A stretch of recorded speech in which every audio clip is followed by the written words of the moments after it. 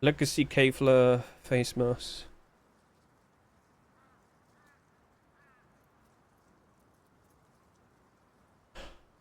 Oh my. Right, okay. Someone has listed 1,200 at a set price. Why would you do that? Right, that's $4 and a bit, isn't it? But not everybody can see that, and they're just going to assume the worst. Because when they see this, they're only ever seeing the likes of this. So they just assume the worst and think it's going to suffer. That's not a clever thing to do. No, it's not. Well, at least we can inform people now. That is a ridiculous amount. Oh my. Why would you do all of them at the same time, though? Oh, there's someone. Oh. Oh. There's someone out there. Okay, well, he can do whatever he's doing. Let's, yeah. So there's someone shooting there, but I want to hop over to here. So, of course, we just had fun shooting that. Yeah, with enough arrows, you too can take down a flame turret. I just had to figure out how. Right, anyway. Someone mentioned earlier that there was a whole thing going on with the likes of Legacy Kevlar. Yeah, right, so I guess we could consider this a little bit of an update for the Legacy Kevlar. Mr. Glossolio, are you alive and well? Would you like to comment as I go along? Mr. Coaletta? Right, so basically, it looks like as time has gone on, some of the quantities have improved quite nicely of Legacy Kevlar, because as we know, it's oversaturated. We have problems like, as much as we can sit here and potentially maybe complain about the, you know, the sheer lack of sales this week so far with the first 24 hours, all these skins in the rust right now.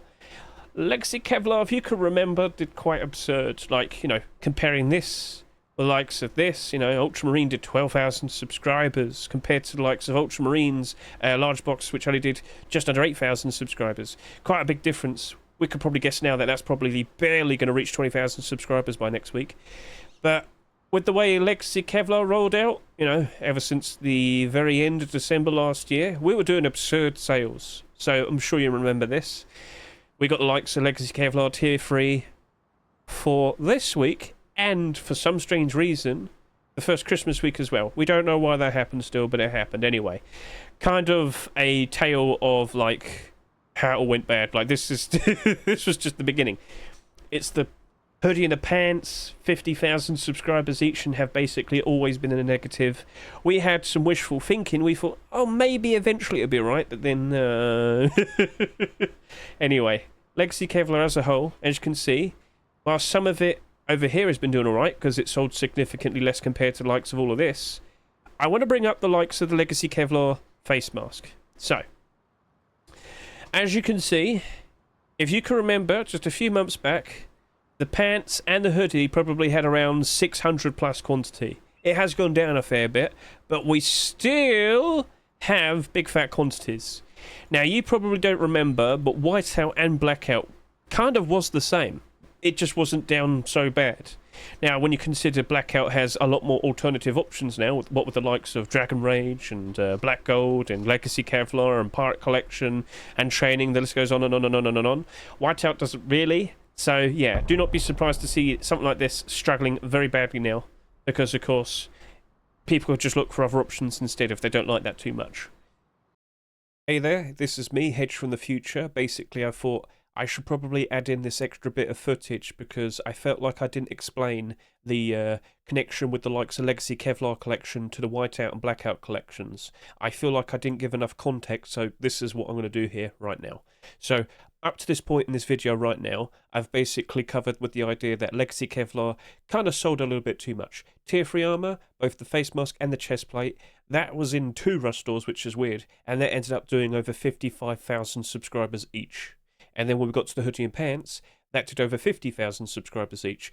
But with the hoodie and pants, a lot more people were buying with a pure intent to sell because they thought it was going to be an easy flip. At that specific point, when the hoodie and pants were accepted, the face mask and the chest plate were going up by like double, triple the price because of the reaction with the new core piece being accepted, the hoodie and pants.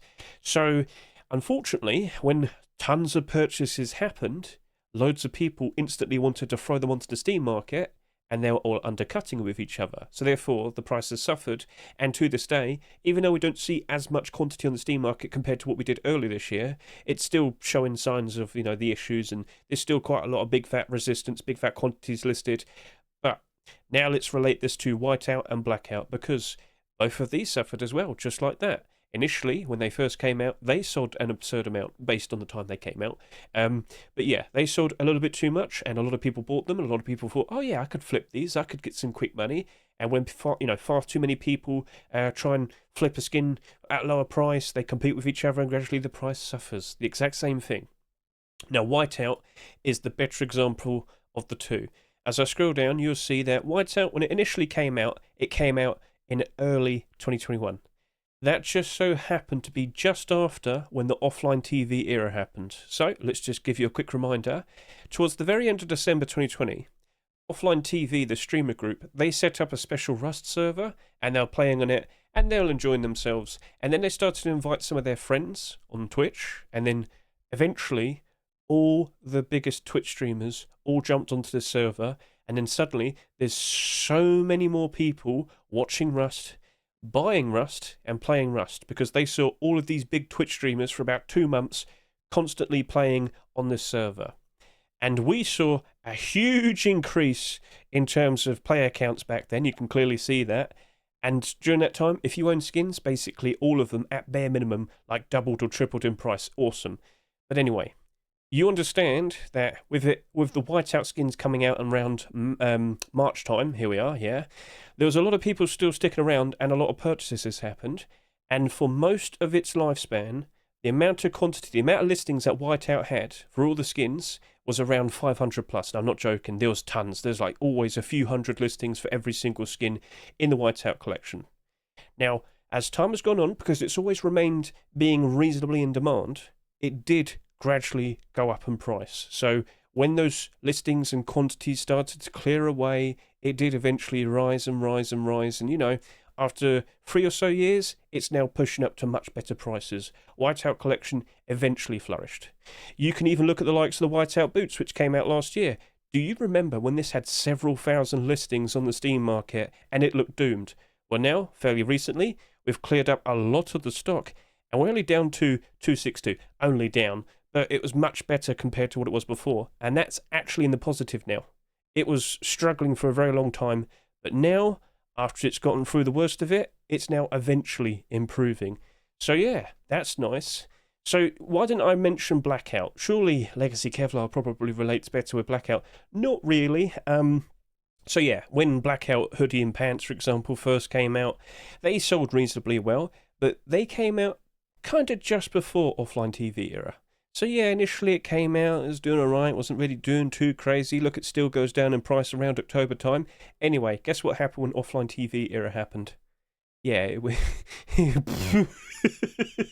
so this is why I say Whiteout Collection's probably the better example to compare to. So yeah, ever since then, it's just never really gone down in price, because it's always stayed reasonably enough in demand, and the price just never really goes down. Even after all of these budget Blackout alternatives, it always stays the same. So yeah, so always look at the likes of the Whiteout collection as the better example, because as I said, back then you were seeing several hundred listings for a very long time on all of the skins, but eventually it did get to a point where it did rise up ever so nicely.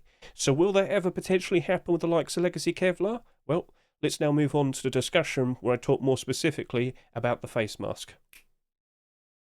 And let's focus this. So, by default, this is what everybody sees. A Legacy Kevlar face mask skin with over 1,400 listings. Please do not mind the explosions going on in the background. Let me just turn off the game sound. Right, anyway. With what we see here, basically, it's pretty absurd, but you don't actually see the listings. Now, this at the moment is about evens, just slightly at $2.50. But the actual big fat listings is here, just under $4. Now, let me sit here and explain to you. This is a really dumb thing to do, right? You're not going to see all of that magically get bought out eventually.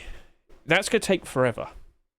Also, if it doesn't sell for 6 months, it gets dumped back into your inventory. Yep, that's a Steam thing. But anyway, looking at this, You are much better off just listing maybe 10, 20 if you're really desperate to sell a big fat chunk. But we're about to go through the likes of October, aren't we? We're expecting less people to play the game, prices to drop off.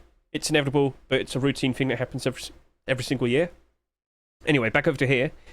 This is only going to cause more problems. If you're this person, I'd remove it because you're only going to scare a lot of people. Because as I said, by default, they're not going to see all of this. They don't have the extensions like I do. They're just going to think, oh, it must be about like $2.69, and there's 1,400 of them. Oh god, oh no. They're going to panic, and you're going to cause more people to dump their skins as well. It's not a good idea. Very bad. So just bringing this up. It's not the first case in which we've seen something like this, and you know what? I can show you a nice little positive outcome for a skin that used to be exactly like this. Reptile Hunter, yes. I'm talking about the Kilt. We just brought this up a little bit earlier. Maybe they want to scare people. You know what? That is also true. That could be a factor. But I just want to bring this up. Reptile Hunter Kilt used to have about 700 listings. Now it doesn't. Now we don't see big fat, big fat resistance. Nothing to scare people off. Nope. I assure you, about a year ago, it was so much worse. And even earlier this year, it was really down bad. But now, it's doing perfectly fine. It's probably the best alternative budget option for forest raiders in terms of a kilt. Like, if you go look up all the green kilts that exist, they're not cheap. Now, you might probably bring up, fish roadside kilt. I still feel like that's more brown than green. But anyway, this right here, with the Reptile Hunter collection as a whole, has been improving ever so nicely during the summer. But what's helped out a lot was not a big fat bunch of quantity, not a big fat bunch of listings. In fact, every single one of these skins now has listings below 100. When on average, with all Rust skins, you'd see around 100 quantity for every single skin. That's usually the average. So, yeah, Reptile Hunter has flourished because we're not seeing ridiculous big fat quantities being listed.